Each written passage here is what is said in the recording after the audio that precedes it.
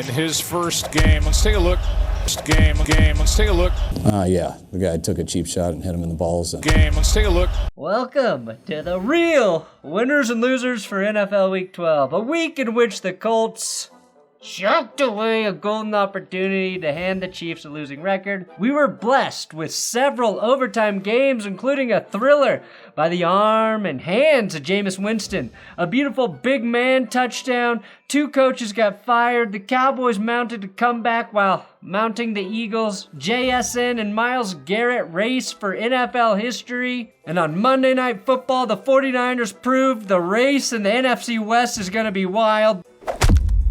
But before I reveal the real winners and losers, I have the block 10 plays. 10 plays so filthy, not even the flying ass of Josh Allen would allow them to be laid upon his sacred hiney. Starting with the Levis 11. Teddy Bridgewater needs to find a high school team that won't fire him for actually trying to help his kids. The fact that this ball went 14 yards past the line of scrimmage, though, is impressive. Block 10, Vanderbilt's mascot hopped on a 4-wheeler, and it quickly turned into a no-wheeler. Commodores are, of course, in the Navy, and that Yamaha is not a seaworthy vessel.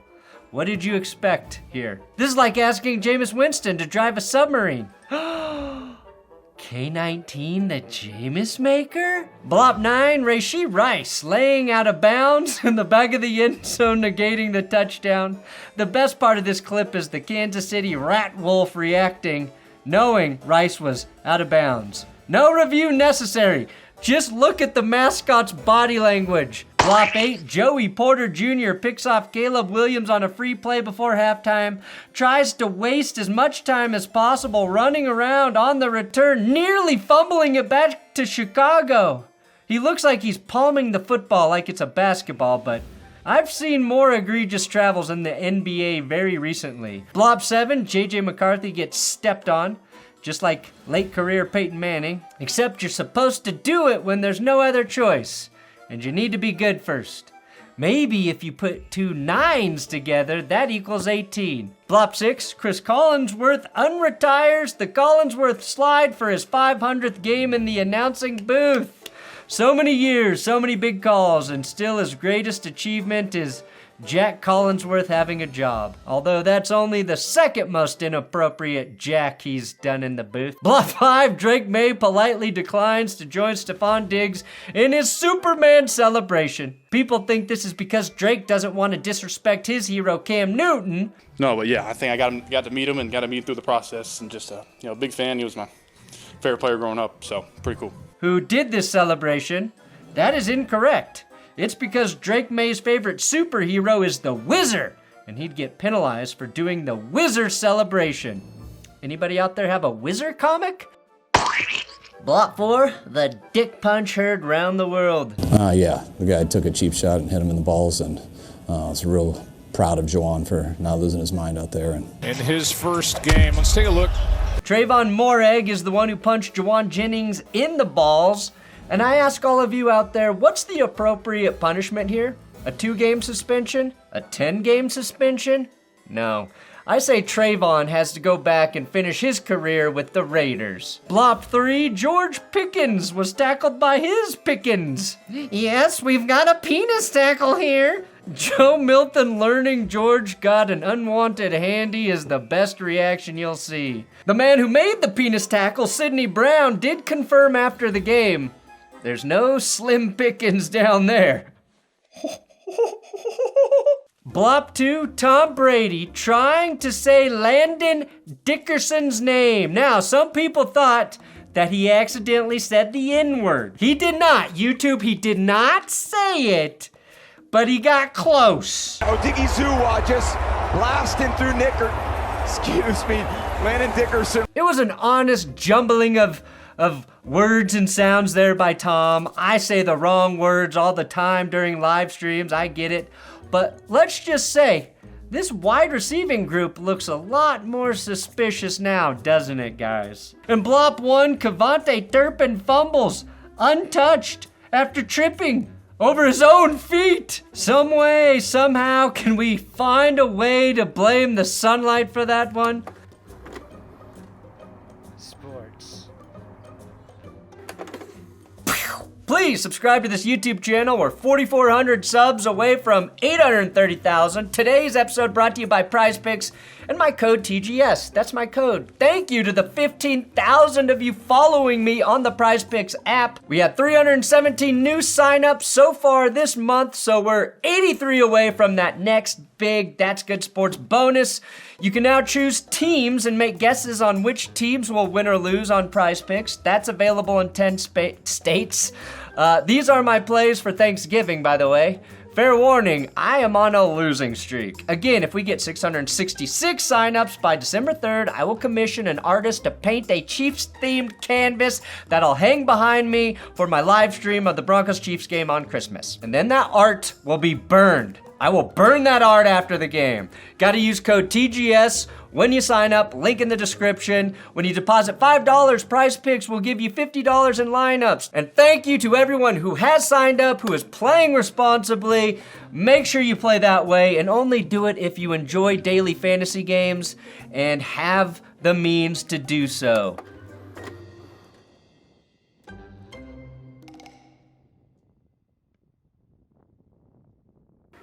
And now we time travel back to Thursday night. James Cook broke the 1,000-yard barrier on the opening drive, and then the Bills would never score an offensive touchdown ever again. Winning defense, the Texans absolutely dominated Josh Allen and the Bills' offense.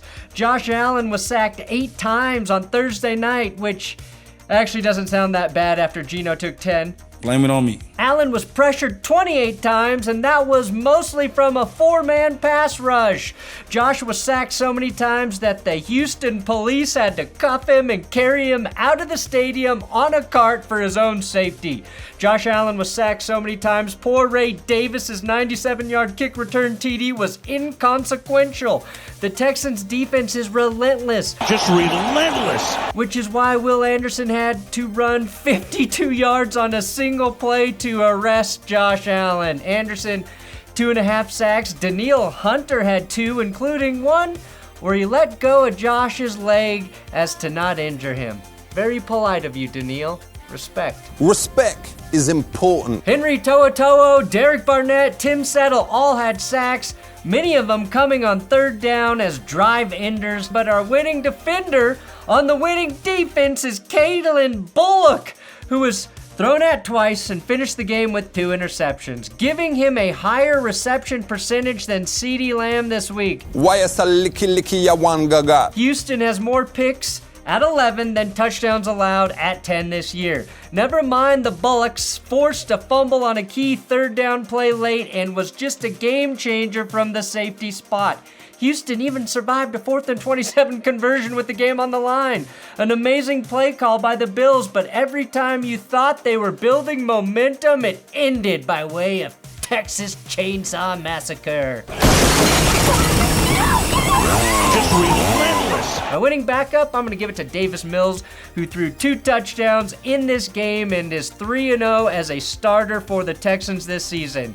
General Mills handed Josh Allen his first loss on Thursday night, falling to 8-1 in his career. Winning psychic, Andrew Luck, who pauses a sideline interview before a massive Stanford scoop and score. Watch here for a second. Oh, ball! Go, Jay, go! Go, Jay! And I think this was the first time Colts fans really missed Andrew Luck this season. Chiefs versus Colts was a tale of 2 halves. Indy, great in the first half. KC, great in the second half. Indy started the game with Latu tipping and picking Mahomes on the Chiefs' first drive. 2 plays later, Michael Pittman finds the end zone. That's the 3rd interception of the season for Latu, which is a staggering number of picks for a defensive end. Aiden Hutchinson had 3 his rookie year, but this rarely happens. And I will admit a tree has never made me ogle, but Drew did when he tapped this TD in the back of the end zone. Come on. That was also the last time Indy's offense would do anything. Winning penalty, the Chiefs, who had a face mask wipe away their first touchdown, and it probably was not a face mask. Here's the issue for Kansas City. The old Chiefs still would have scored a touchdown after that penalty. The new Chiefs had to settle for 3. They're still good, just not scary good anymore. Losing offense, the Colts in the second half, just 6 points. and a massive L. Credit the Chiefs defense though for shutting down Jonathan Taylor, just 58 rushing yards, and the death of our running back MVP hopes. The Chiefs really do kill all good things in this world, don't they? The KC defense challenged Danniel Jones to beat them through the air, and he couldn't. Mahomes had a very quiet 352 passing yards. He missed opportunities, but also had a few drops or miscues by his skill players. Kareem Hunt had a costly fumble in the red zone, and Indy responded with a 3-and-out. That was the first time the Chiefs lost a fumble all season, by the way. Tony Romo noted that this was the worst call he'd seen all year. This is the worst call I have seen all year. They think he picks 53. He doesn't. You know that happens on almost every play if you're pressing someone, right? Motherfucker, that ain't even the worst call to help the Colts this year.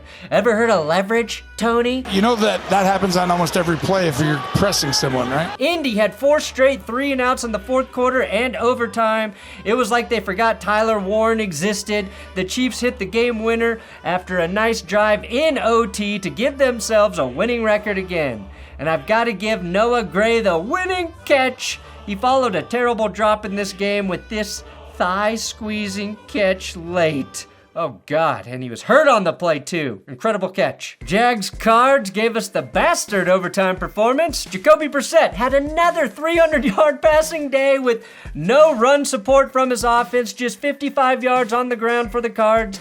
Any other day, the 6 sacks Jacoby Brissett took would stand out, but it wasn't 10, was it? Blame it on me. Dennis Gardeck and Devin Lloyd combined for half of the Jag sacks, and I'm giving the Cardinals a brand new award, the Metallica Award, because I dubbed the Unforgiven. Cannot forgive Arizona for winning the turnover battle 4-0 and losing the game. I cannot forgive you for wasting Walter Nolan's thick 6. Technically, it's a fumble recovery 6, but Walter one-hands the catch while engaged in a block and extends for the score. That's my favorite touchdown of the week. And I'm giving the Jameis Winston Award, the anti-game manager, to Trevor Lawrence. T. Lawless fired 3 touchdowns and also 3 interceptions. Honestly, if you put a blonde wig on Jameis Winston, you would not be able to tell him and Trevor Lawrence apart. Trevor Lawrence was not feeling zen after this beautiful pick by Buda Baker. When I watch Trevor Lawless on any given week, I have 2 conflicting thoughts. One thought is, I think this man is a bad QB and should not be a starter. The other thought is, I think this man is an incredible QB and should definitely be the starter. It was that Parker Washington touchdown that gave the Jags the lead late, but Brissett fired an absolute FDR to Michael Wilson to get the Cards in range to tie it up with a field goal. Jacksonville may have scored a touchdown in OT, but Timmy Patrick forgot to turn around. Turn around, bright eyes. Every now and then they settle for 3. And I need you now. And I need you more than ever. And Arizona, with a 4th and 4, took a deep shot that's broken up to end the game. Jacksonville is just a game behind the Colts now in the AFC South that's trending for a chaotic finish.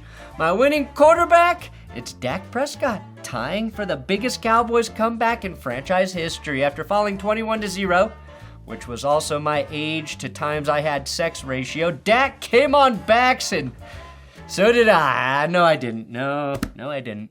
Blame it on me. Dak let the ball fly. Eagles fly for 354 yards, surpassing Tony Romo in Cowboys history, plus 2 touchdowns. No thanks to CeeDee Lamb, who had 3 drops in the game, including 1 in the end zone that could have cost Dallas everything. George Pickens' monster game helped Dak get this award. He made the tough catches and cranked out 146 yards and a score. How good of a pickup has George Pickens been for the Cowboys? Great for sure, but maybe not as bad of a loss as it's been for the Steelers. Pickens now has 67 receptions for 1,054 yards on the season in Dallas. All Steelers wide receivers combined had 84 receptions for just 1,082 yards. That's a losing stat if I've ever seen one. Mike Tomlin usually knows when to get rid of a headache at wide receiver. See Brown Antonio, but this is turning into a huge swing and a miss for Pittsburgh, especially on a day when none of their wideouts had more than 36 yards against the Bears. The Bears without 3 linebackers in their top 2 corners, by the way. The bed shitters.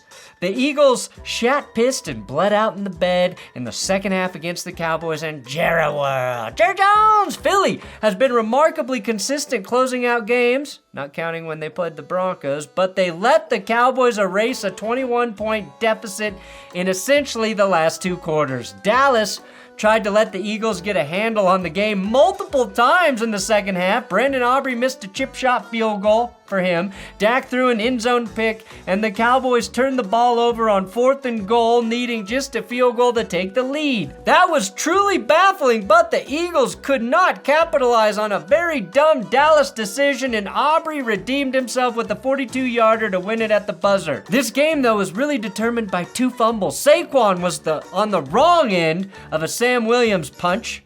I don't know what the right end would be, but that was Barkley's first fumble of the season, and it came as Philly was driving in the 4th, but holy shit, my winning special teams play goes to undrafted rookie special teamer Elijah Clark.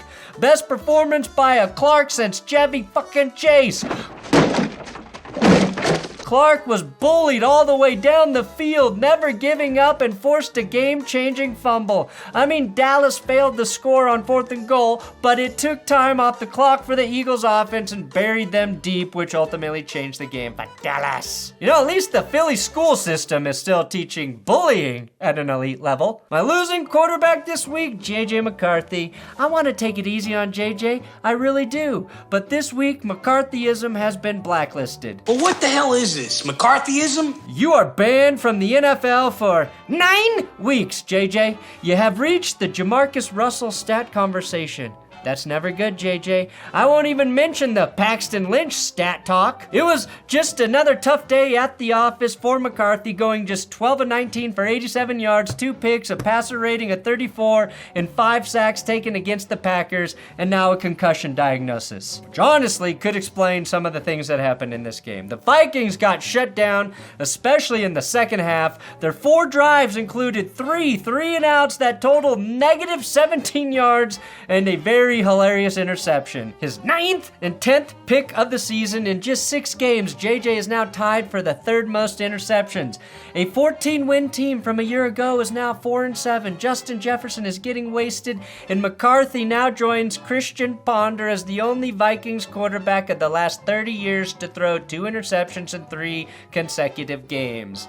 Not even Brett Favre did that at age 41. Well, what the hell is this, McCarthyism? Blame it on me. Maybe the Lambeau crowd doing the skull celebration confused him on who to throw to. When JJ wasn't turning the ball over, the Vikings special teams was making sure to chip in on the action. My winning bench warmer goes to Emmanuel Wilson, brought to you by my coffee company, benchwarmershop.com.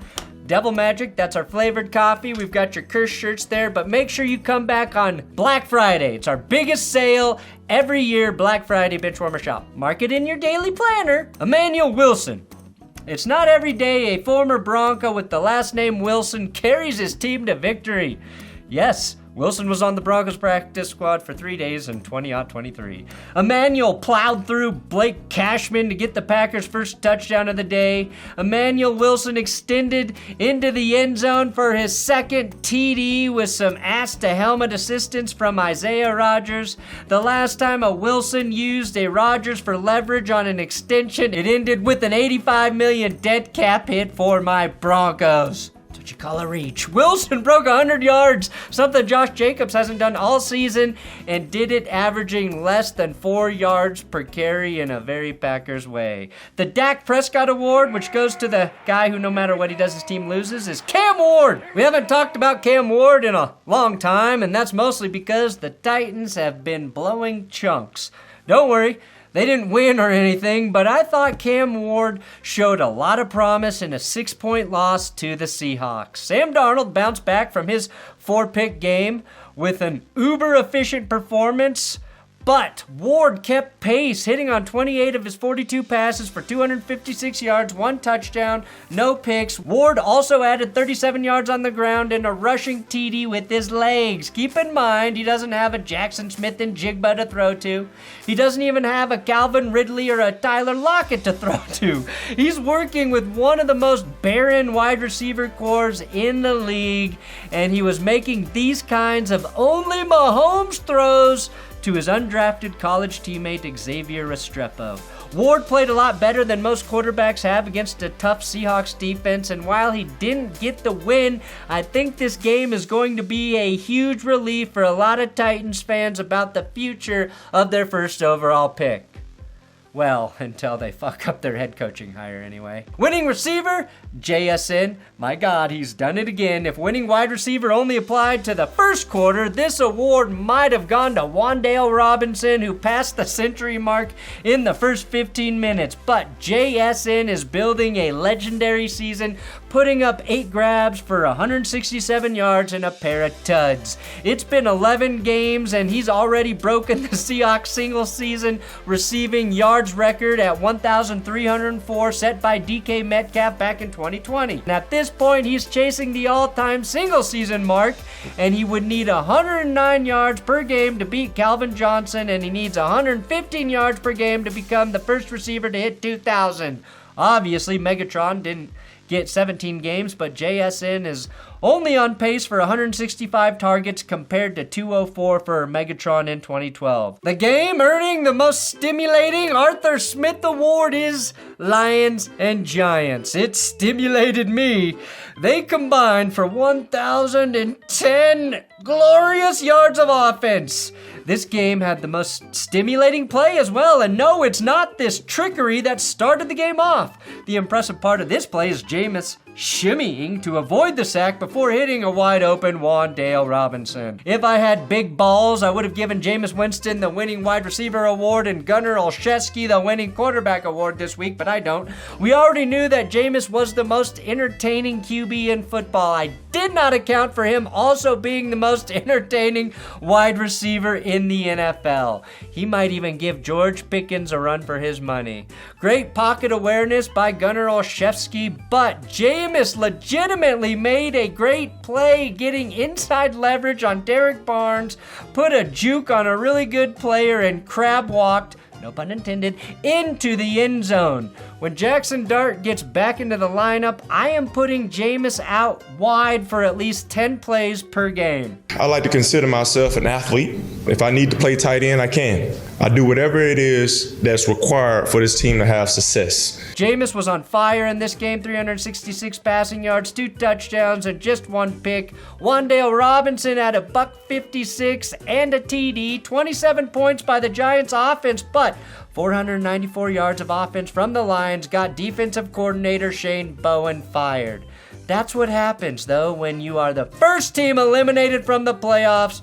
My losing stat, the Giants have 1 more win than the 1-win Titans, but have been eliminated before them. Numbers do lie. They're lying little bastards. My winning running back, Jahmyr Gibbs, just give this man the ball and get the fuck out of the way. Gibbs touched the ball 26 times against the Giants, racked up 264 yards from scrimmage, and thrice did he find his way into the end zone, with his last trip coming on the very first play of overtime from a distance of a mere 69 yards. By the way, this is what 6'7" has done. It has effectively neutered the number 69. God, I hate the youth. Gibb also had a 49-yarder early in the fourth quarter, so it's safe to say the Lions are a 500 team right now if they don't get a career day from one of, if not the best, running backs in the NFL at this very moment. My winning punter, Ravens ball blaster Jordan Stout. Yeah, this game was so boring, the Ravens' best player was a fucking punter. But Jordan Stout averaged 61.5 yards per punt.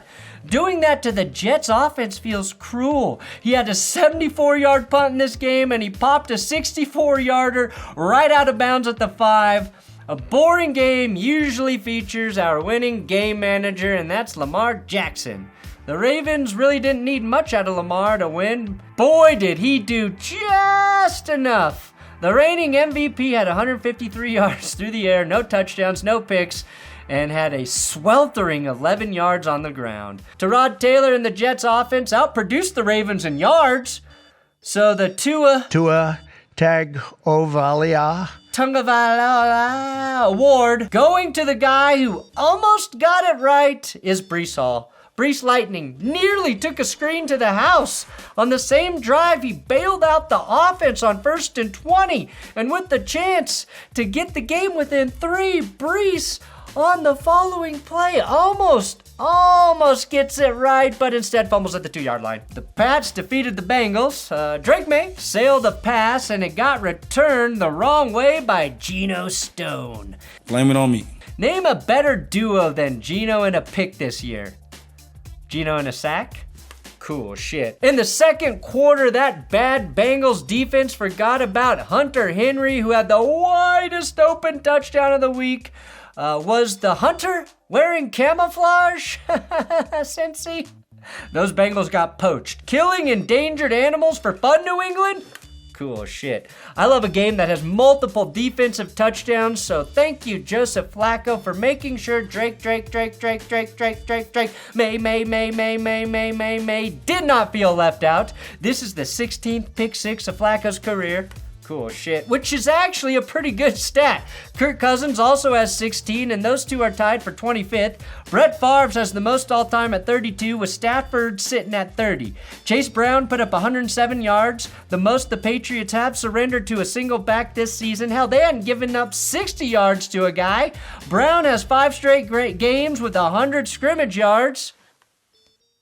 Cool shit. And to the 3 of you complaining about my cool shit segment, very uncool of you. Old and injured Joe Flacco dropped an FDR. It was just a beautiful pass for a late TD that made this game interesting. Cool shit. Ultimately, the Pats defense brought the heat on 4th and 10, and Flacco just couldn't find an open receiver. In some uncool shit, Patriots tackle Will Campbell sprained his MCL. He's going to miss some extended time, but Joe Burrow is expected to return on Thanksgiving night. Cool Joe shit. Joe cool shit? Joe cool shit. The Michael Penis Jr. Award going to the player who rose to the occasion. It's fittingly Kirk Cousins filling in for Michael Penix. Big Kirko came in and had to play without Drake London in the lineup. It looked like it might be a long day for Cousins after he and the Falcons failed to capitalize on a very blop-like fumble on the exchange between Tyler Shuck and Alvin Kamara. But now that the state of Georgia accepts Kohl's Cash as an official form of payment at their strip clubs, Big Kirko Chains delivered Atlanta their first win since October 13th.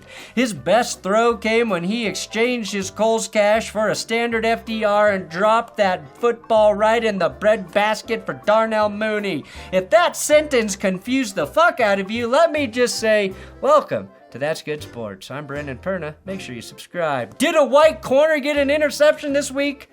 I'm honestly getting ready to retire this tracker. Seems boring. Reed Blankenship did pick off Dak Prescott in the end zone, so that's pretty close. White corners are just so 2024.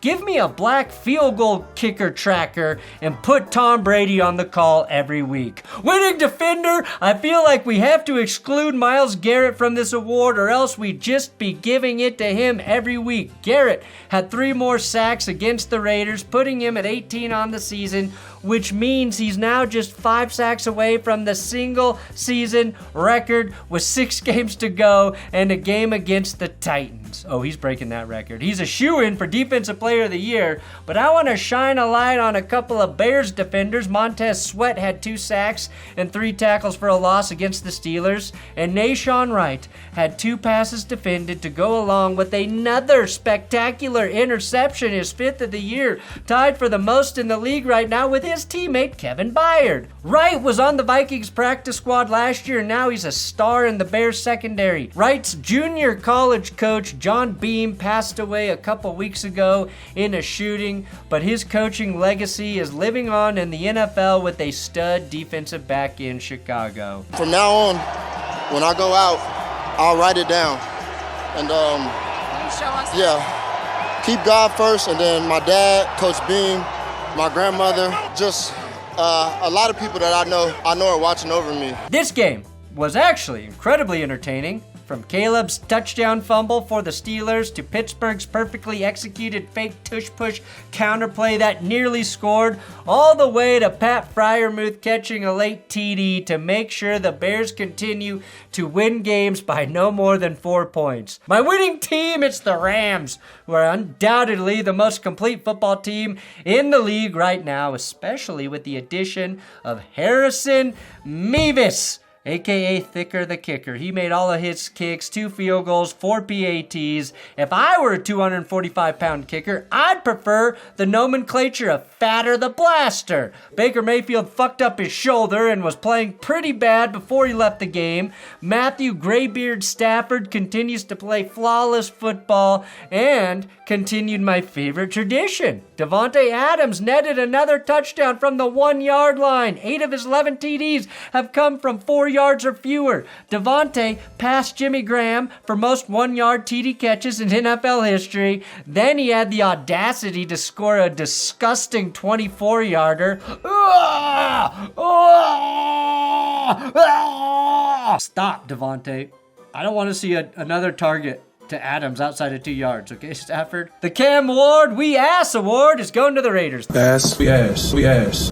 The Raiders are about as we ass as it gets on offense, and after surrendering as many sacks to Cleveland as they scored points in the entire game, 10 fucking sacks, Chip Kelly officially out as offensive coordinator in Las Vegas.